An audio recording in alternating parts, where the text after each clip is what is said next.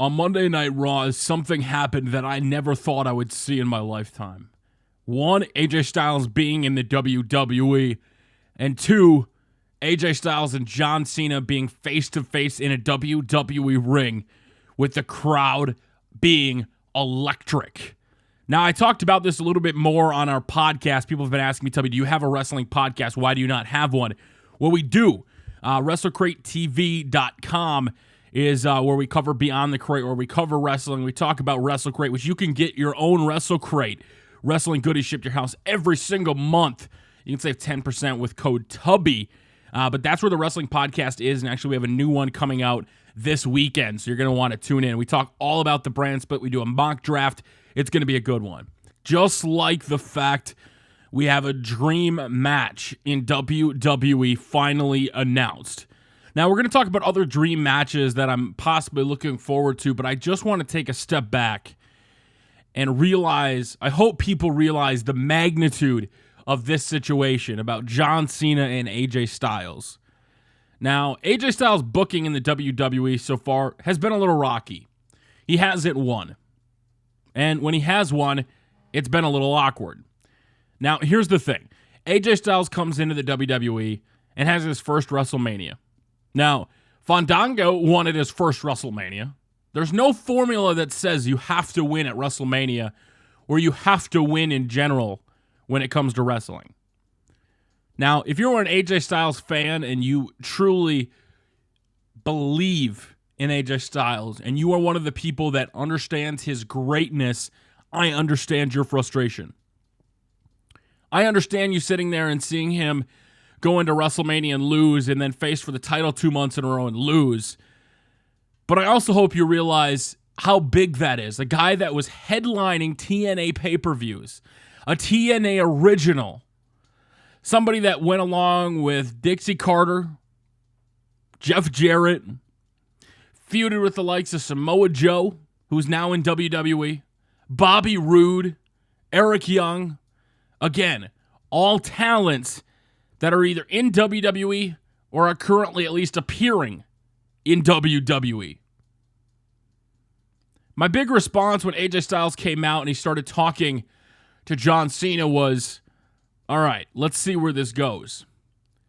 An overwhelming social media response was, oh, so AJ Styles' gimmick is he comes out and puts over other faces and he faces super faces. And I'm sitting there and I'm truly thinking to myself, how can you not just sit back in a moment like this and just embrace it?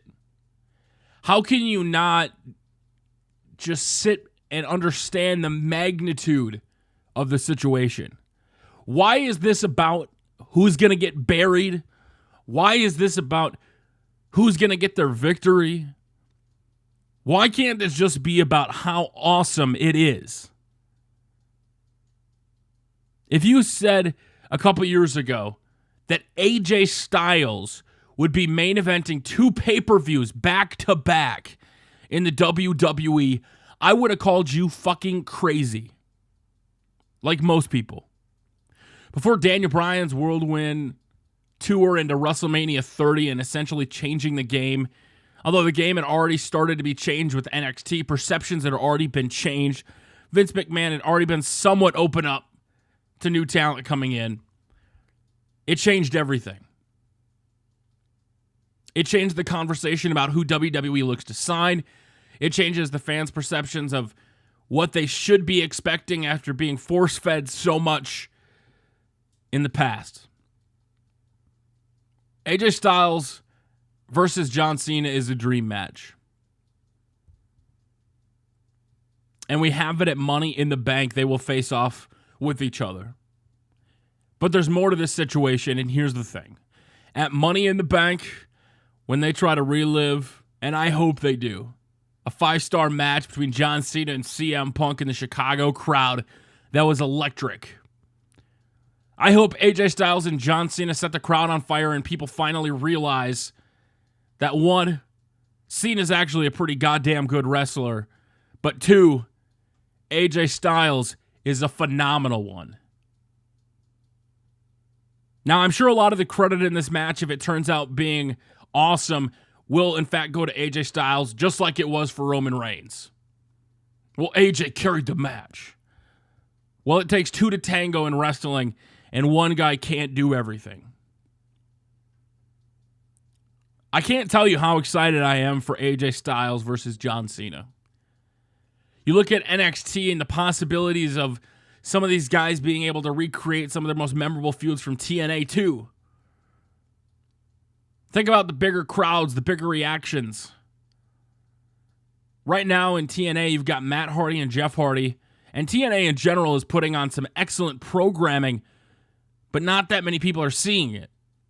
On TV, with the DVR ratings, the numbers actually aren't that bad, with about 500 to 550,000 people watching TNA a week.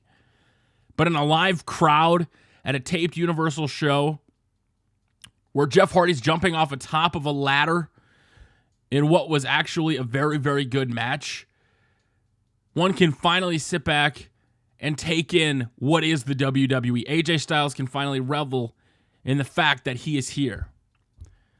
Now, AJ Styles no stranger to crowds.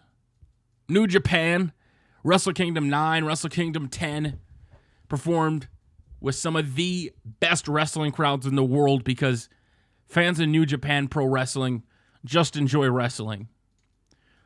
The more and more I watch New Japan, where AJ Styles became a lot bigger with the Bullet Club, and I honestly truly believe it did help him in getting signed with the WWE. His matches with Okada, wrestling in front of those big crowds that just sat there and enjoyed the match. Wrestling fans that popped for what was happening. Wrestling fans that didn't sit there and bitch and moan and complain that, well, facing Cena is a death sentence. Well, AJ Styles has got the club back together. So here's the good thing. In this dream match, if John Cena gets that first W, guess what? The club's a heel faction, and the club will come after John Cena and beat the hell out of him. AJ Styles may not get that victory, but being in WWE and main eventing pay-per-view after pay-per-view and then entering a program with the biggest superstar in the company does not mean buried. And I'm going to be honest with you, the term buried nowadays is so overused.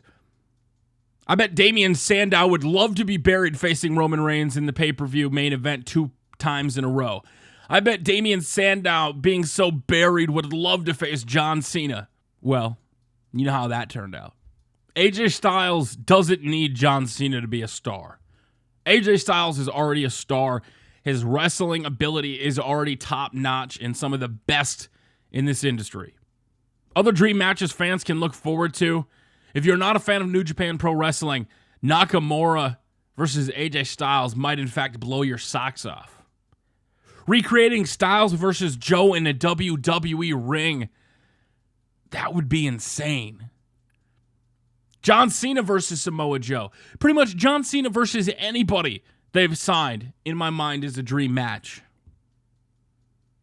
Other dream matches for Styles, for me, AJ Styles versus Seth Rollins. Samoa Joe versus Seth Rollins. Styles and Rollins got their start together. If you look at the picture from 10, 15 plus years ago of them standing in the ring, being young, did you ever think that they would end up here? Do you ever think the guys that were at ROH, CZW, all those promotions would end up main eventing WWE pay-per-views? Because I sure didn't. When I look at the possibilities of dream matches in WWE, it's never been stronger. Well, we have to wait for the call-ups. Well, we have to wait for these matches to eventually develop into something. When the time is right, those matches could possibly change the game for the WWE. It'll be interesting to see what comes of this dream match that was announced. Will the club get involved? Will there be interference? Will this carry on? Will a brand split stop this? Will they feud similar to how Kevin Owens and John Cena did, except before the feud is ended, one of them is drafted to another show? Will the club get broken up on a draft? Will the club not abide by brand extension rules and go to another show and take out John Cena like I've predicted and talked about many, many times. The possibilities are endless. But the thing you don't have to worry about is AJ Styles being buried. Because I'd say WrestleMania, 2 pay-per-views, and John Cena back-to-back show that the WWE does see something in him.